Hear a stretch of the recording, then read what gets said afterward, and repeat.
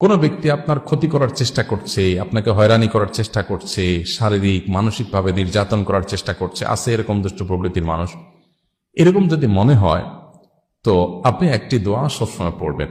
নবী করিম সাল্লাল্লাহু আলাইহি ওয়াসাল্লাম কোনো ব্যক্তি তার ক্ষতি করতে পারে এরকম আশঙ্কা বোধ করলে তার ক্ষতি থেকে বাঁচার জন্য এই দোয়া পড়তেন। দোয়াটা হলো আল্লাহুম্মা ইন্না নাজআলুকা ফি নুহুরিহিম ওয়া নাউযু বিকা মিন শুরুরিহিম।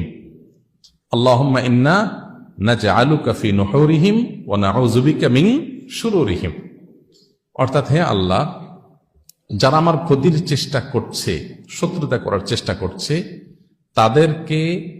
তাদেরকে উপযুক্ত শাস্তি দিয়ে দমন করার জন্য, তাদেরকে শেষ করার জন্য আমি আপনার কাছে দায়িত্ব অর্পণ করলাম। আপনি মেহেরবানি করে আমার হয়ে আপনি তাদেরকে উপযুক্ত শাস্তি দিন, তাদের থামিয়ে দিন, তাদেরকে দমন করুন, তাদের শেষ করুন। ওয়ানাউযু বিকা মিন শুরুরিহিম, এবং আল্লাহ তাদের ক্ষয়ক্ষতি থেকে আমি আপনার আশ্রয় চাই, আপনি আমাকে রক্ষা করেন। নবী করিম সাল্লাল্লাহু আলাইহি ওয়াসাল্লামের এই দোয়াটা খুবই অর্থবহ একটা দোয়া।